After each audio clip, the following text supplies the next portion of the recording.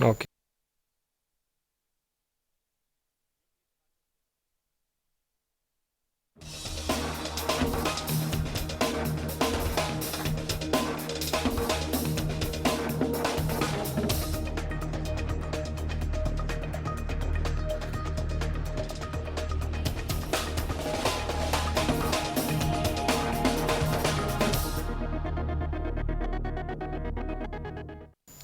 अस्सलाम वालेकुम, आप देख रहे हैं इनसाइड पाकिस्तान। मैं हूं मोहम्मद ज़फ़ीर। पार्लियामेंट के मुश्तरका इजलास का फैसला तब्दील, अपोजिशन का खौफ या कोई और वजह। नैब ऑर्डीनेंस, हुकूमत का अपोजिशन की 35 तरामीम मानने से इनकार। कानून साजी पर डेडलॉक तोड़ें, पाकिस्तान पर FATF की शराइत की तलवार लटक रही है। ईद से पहले ही सियासी हलचल, शहर इक़्तिदार में एक बार फिर NRO की गूंज। वज़ीर आज़म की अपोजिशन को टफ टाइम देने की हिदायत। अपने मंशूर से पीछे नहीं हटेंगे इमरान खान पुरअज़्म।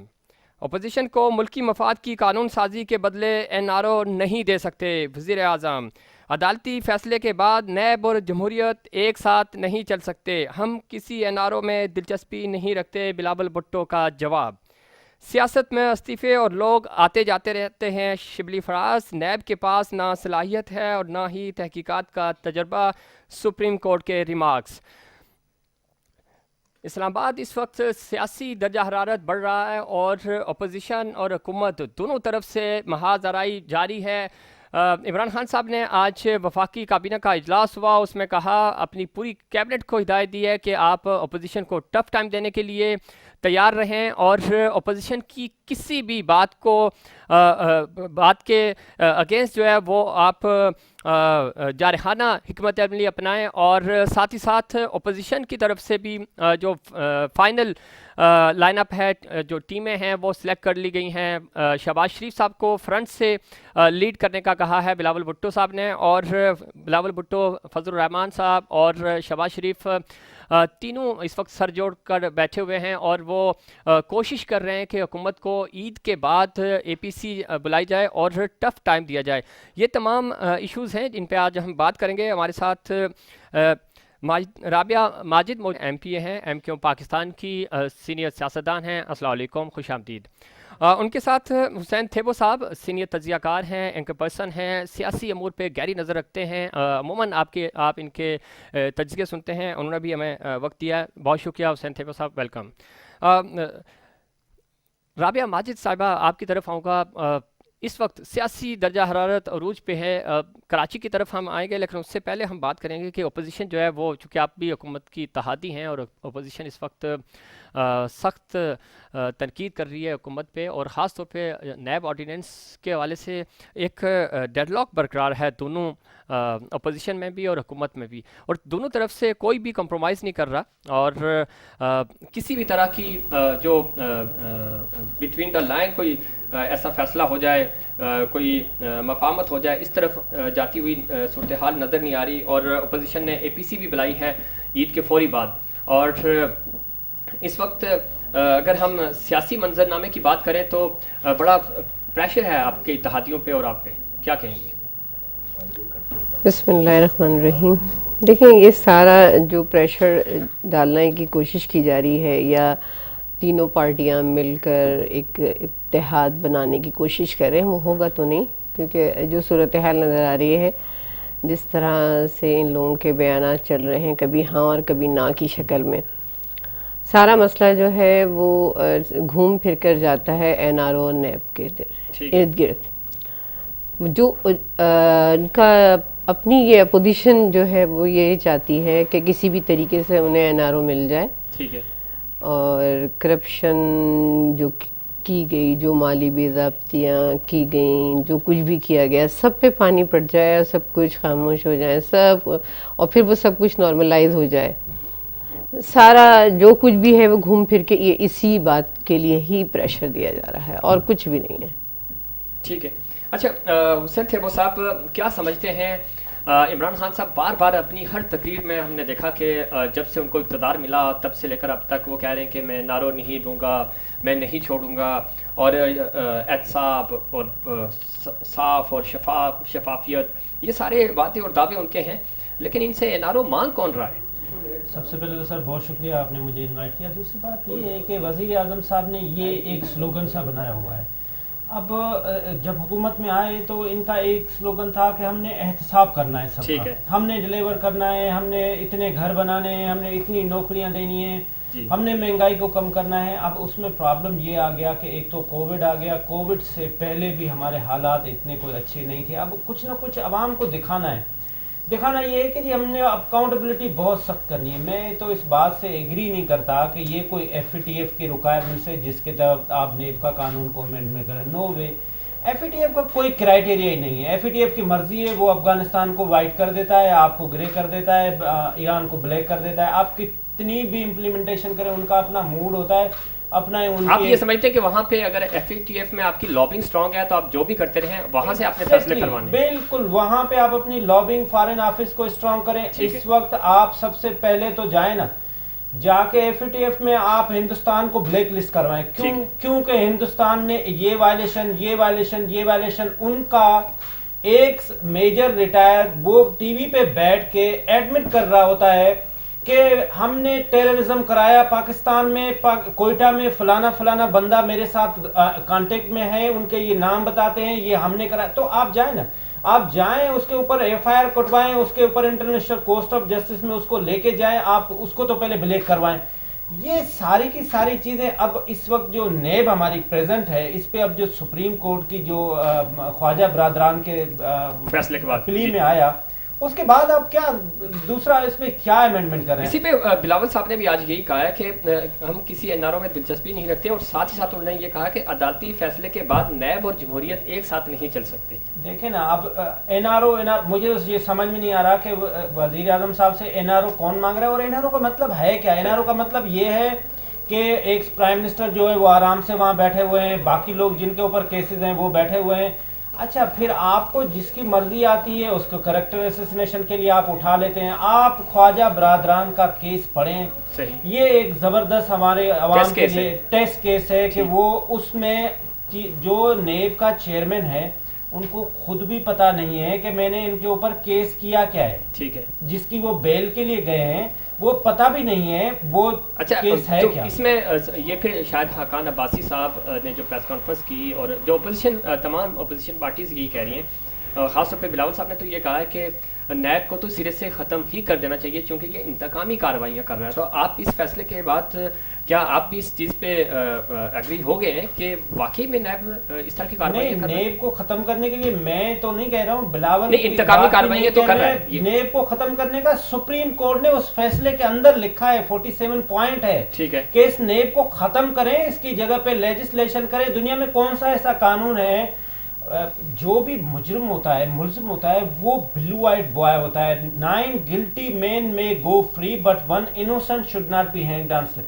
आप सबसे पहले उसको 90 डेज के लिए आप अरेस्ट कर लेते हैं, फिर आप ढूंढते हैं कि इसके ऊपर एलिगेशन क्या लगानी है। हाँ। अभी वो पहले हमने उसको उठा, दुनिया का कोई कानून बता दें। बगैर सबूत के किसी को अरेस्ट भी नहीं करना चाहिए, क्योंकि यहाँ पर इंसान की खुद की भी तजलील है। लेकिन क्योंकि जिस तरह से मुल्क में पिछले अदवार में भी और अब भी इदारों में जिस तरह करप्शन बढ़ी है और इदारों में बेज़ाब्तिगियाँ हैं, कहीं पर कोई चेक बैलेंस नहीं है, मुल्क की मईशत तबाहाल है, इसके लिए सुप्रीम कोर्ट का जो फैसला है वो अपनी जगह पर बिल्कुल दुरुस्त है। लेकिन कानून तो पास होना चाहिए, नैब ना हो, कोई और इदारा हो, लेकिन एहतसाब का अमल होना चाहिए। आप इत्तेहादी हैं हुकूमत की, और हुकूमत ने तो और इतनी उन्होंने दबंग अंदाज में ये बात बोली है कि जो 35 तरमीम है, एक भी तरमीम आपकी नहीं मानेंगे हम। ठीक है, तो कम से कम आप बैठे उनसे बात करें, आपके क्या शिकवे हैं, क्या शिकायत हैं। हुकूमत और अपोजिशन मिलजुल के, हुकूमत चूँकि अपर हैंड होता है, आपने मिल के अपोजिशन को साथ लेके चलना है। तो ऐसी क्या वजूहात हैं कि एक भी तरमीम आप मानने को तैयार नहीं है?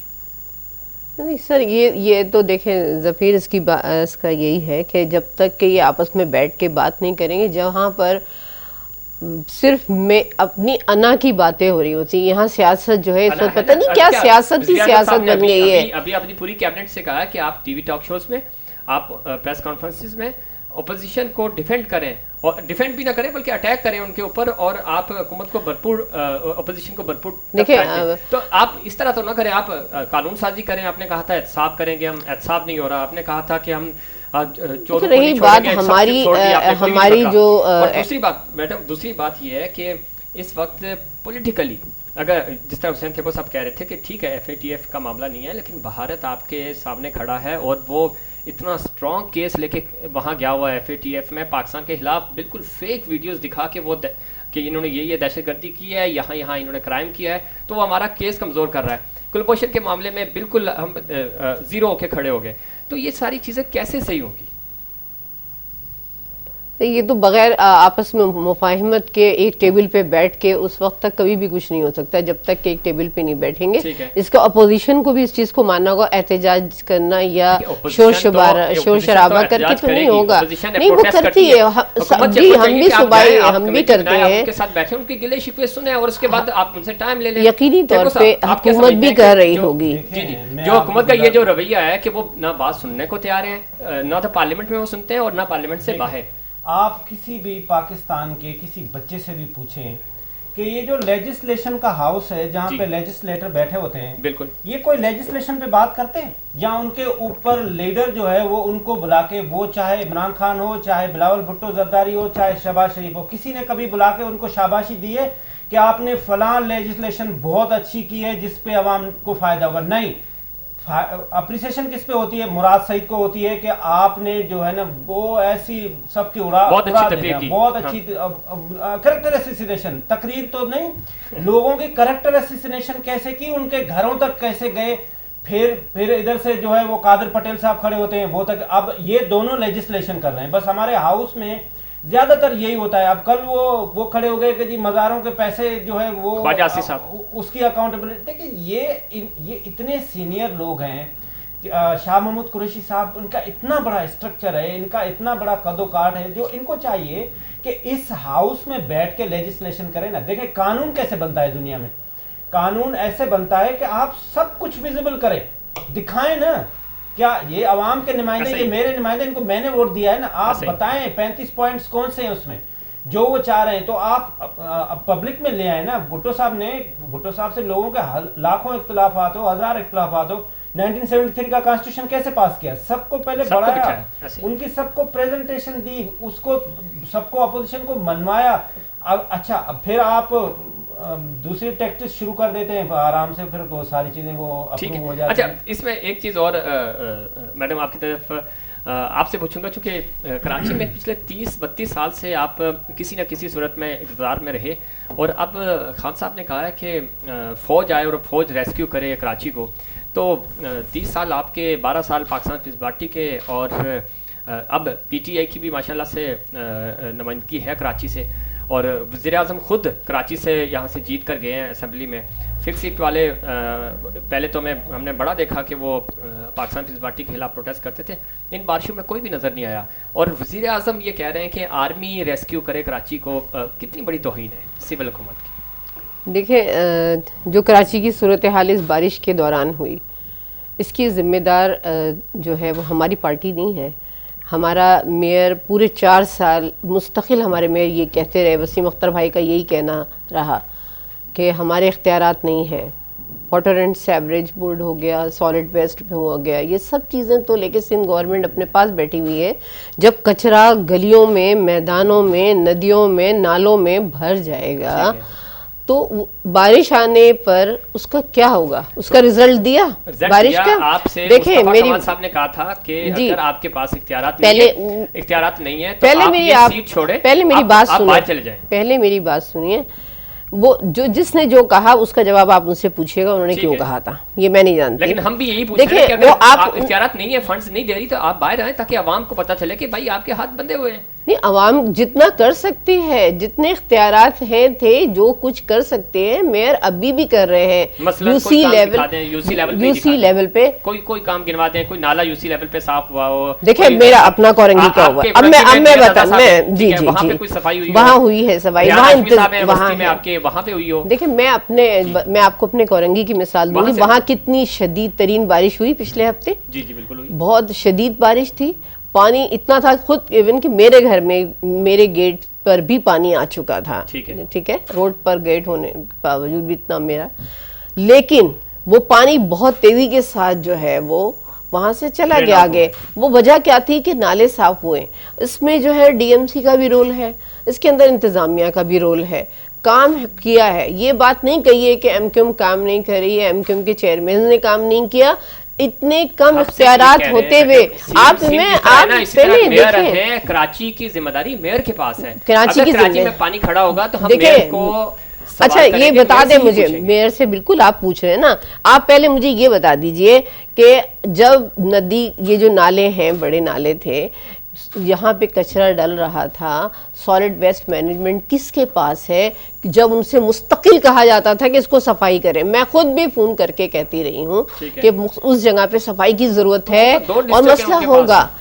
देखिए मैं पूरी कराची की बात कर रही हूँ इस वक्त। ये आप जब प्रॉपर तौर पे सफाई नहीं कर पाएंगे, आपने सब इख्तियारात अपने पास रख कर दिए और अब आप ये कह रहे हैं कि हम ये इल्जामात की नहीं देने चाहिए सियासत में। हम इस वक्त इस पोजीशन पे आ रहे हैं कि हम किसी के काम को सराहने के बजाय कि कम तरीन आपने बजट दिया है उसके अंदर भी वो कोई काम कर रहा है तो उसको सराहें, ना कि आप जो है वो उसी को इल्जाम देना शुरू कर दें। आप सिर्फ गवर्नमेंट ब्रेक की तरफ जाएंगे। मसला ये है कि आखिरी आपसे कराची आपके पास था, ये कराची नीट एंड क्लीन होना चाहिए था। कराची आपका नीट एंड क्लीन होता, ममालिक से बड़ा है सिर्फ ये शहर, और जी इसकी आबादी आप देखिए मेरी बात सुनिए। अब इस आखिरी क्या आप समझती हैं, आप सुकड़ के 52 सीटों से सुकड़ के आप 22-24 सीटों पे आ गई हैं, ठीक है, वो आपको पता है ये सब कुछ। अगर यही हालात रहे तो क्या आपको वोट मिलेंगे? आप नहीं देखिए, इस पे बात नहीं कीजिएगा,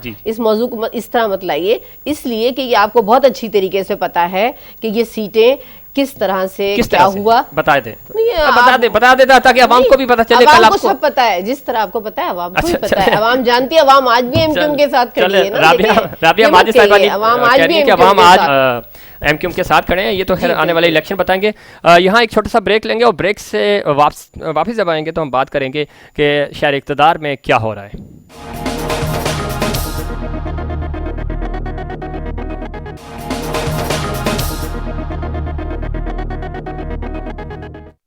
वेलकम बैक।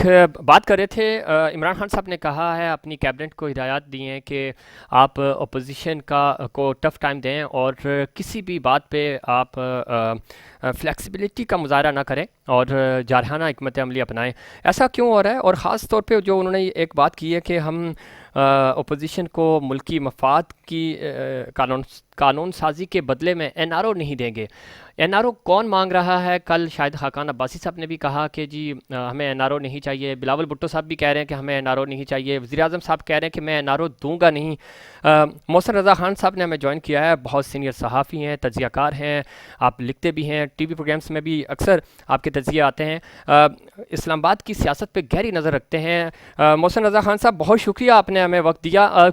इस्लामाबाद में एनआरओ की गूंज एक बार फिर सुनाई दे रही है। क्या वजह है कि इमरान खान साहब को आज भी कहना पड़ा कि वो किसी को एनआरओ नहीं देंगे?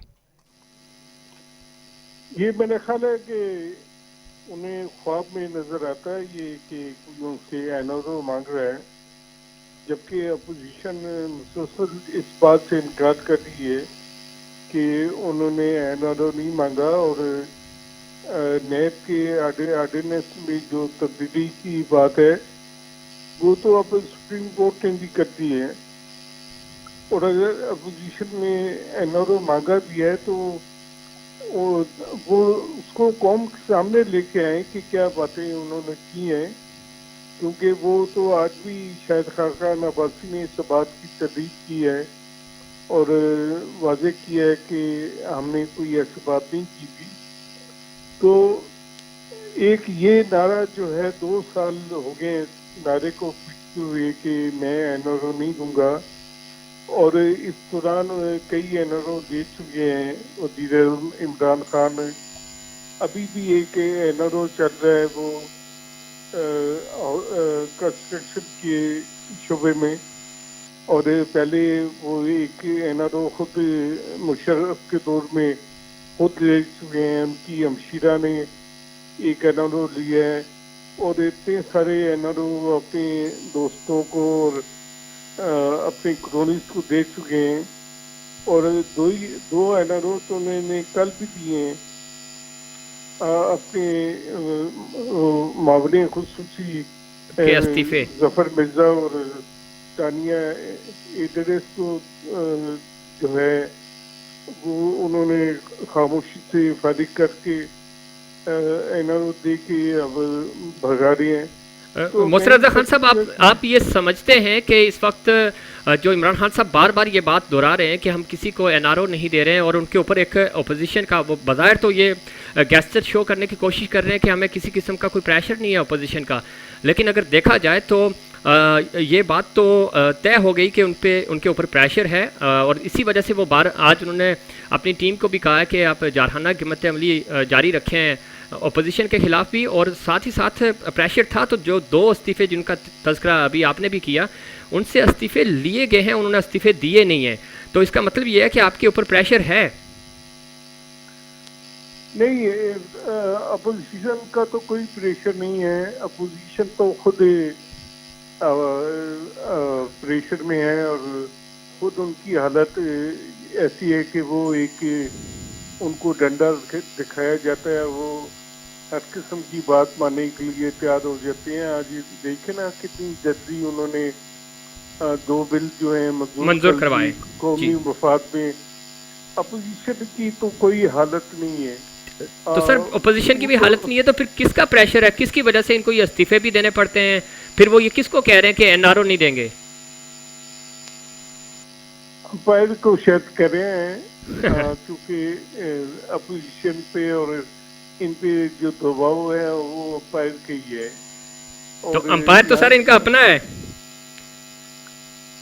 नहीं, अंपायर अपना होता है, लेकिन कभी कभी वो दिखाने के लिए अपने आप को आज़ाद भी साबित करते हैं। ठीक है, मोहसिन रज़ा साहब आप लाइन पे रहिएगा। हुसैन थेबो साहब सीनियर तज्ज़ियाकार हैं, वो भी हमारे साथ मौजूद हैं। थेबो साहब, आपने मोहसिन रज़ा खान साहब का तज्ज़िया भी सुना। वो ये कह रहे हैं कि अपोजिशन तो इतनी तगड़ी नहीं है कि वो हुकूमत को टफ टाइम दे सके, और ना ही उनके पास इतने वोट्स हैं कि वो इन हाउस तब्दीली ला सके।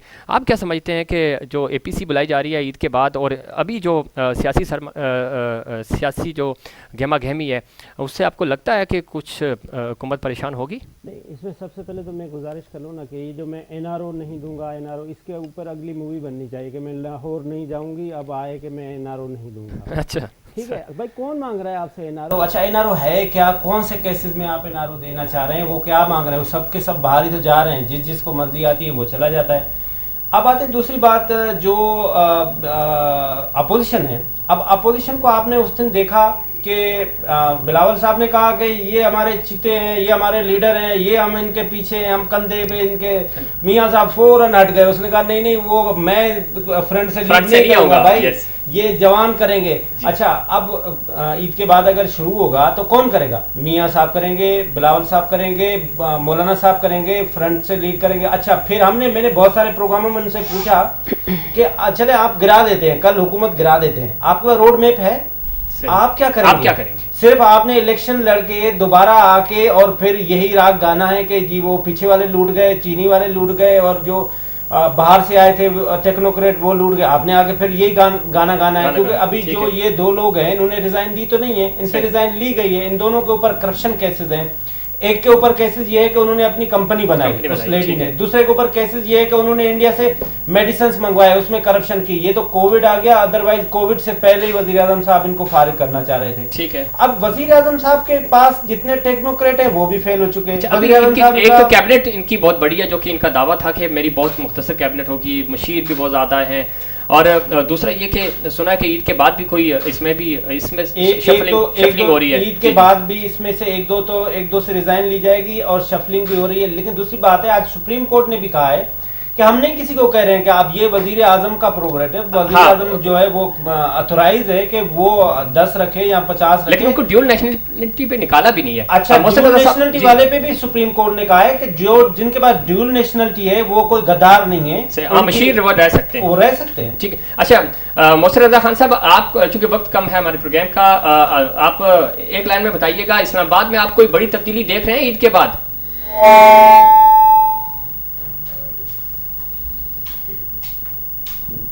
मोहसिन साहब, आप अगर मुझे सुन सकते हैं तो इस्लामाबाद में आपको कोई बड़ी तब्दीली नजर आ रही है ईद के बाद?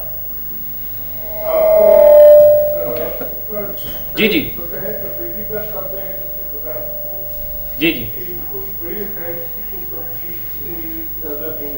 ठीक है, बड़ी तब्दीली नजर नहीं आ रही। हुसैन थे साहब, क्विकली आपने जो एक जवाब रखा हुआ था कराची के वाले से, वो दे चुके हमने। मैं आप कह रहे थे कि हमें ये कितनी बदकिस्मती है कि वो आर्मी को बने, तो आर्मी हमारा इंस्टीट्यूशन है, उसका काम है। देखें, हम जब सिक्योरिटी लाइन ऑर्डर खराब होती है तो कराची में किसने किया? आर्मी ने किया ना। आर्मी का काम तो नहीं है, ये तो पुलिस का काम है। एक पुलिस वाला खड़े होकर नीपा के ऊपर जो है वो एक रोड बना रहा होता है, पूरे सोशल मीडिया पे जो वायरल हो, वो जी पुलिस वाला जो रोड बना, आर्मी बना रही है ना, आपकी हेल्प ही कर रही है। एक इंस्टीट्यूशन है जिसकी क्रेडिबिलिटी पूरी दुनिया में है। लेकिन सर ये काम बिल्कुल यूसी लेवल का काम नहीं था, हो रहा ना, यूसी से नहीं हो रहा, सिविल हुकूमतें नाकाम हो गई। मतलब सिविल और मैं इसमें ये आप तफरक इसमें आप डिफरेंस डाले ही ना। नहीं डालना पड़ेगा, इंस्टीट्यूशन है, नहीं है, लेकिन उनकी जिम्मेदारी सरहदों की है। हम ये नहीं कह रहे हमारे लिए अगर कोई अच्छा इंस्टीट्यूशन है, बिल्कुल है, लेकिन हम ये इसका मतलब है, इसका मतलब है आप अच्छे एंकर हैं तो वो बीबीसी में जा सकते हैं ना, इसमें कोई प्रॉब्लम नहीं है। चले thank you so much. Rabia खातून साहिबा, आपका भी बहुत शुक्रिया। हुसैन थेपो साहब, आपका बहुत शुक्रिया। मोहसिन रजा साहब ने इस्लामाबाद से हमें ज्वाइन किया, सर आपका भी बहुत शुक्रिया। ये था हमारा आज का प्रोग्राम, वक्त कम है। उम्मीद करता हूँ कि दीगर प्रोग्राम्स की तरह आपको हमारा आज का प्रोग्राम भी पसंद आया होगा। हमें आपके फीडबैक का रहेगा इंतज़ार। मुझे और इनसाइड पाकिस्तान की पूरी टीम को दीजिए इजाज़त। अल्लाह निगहबान।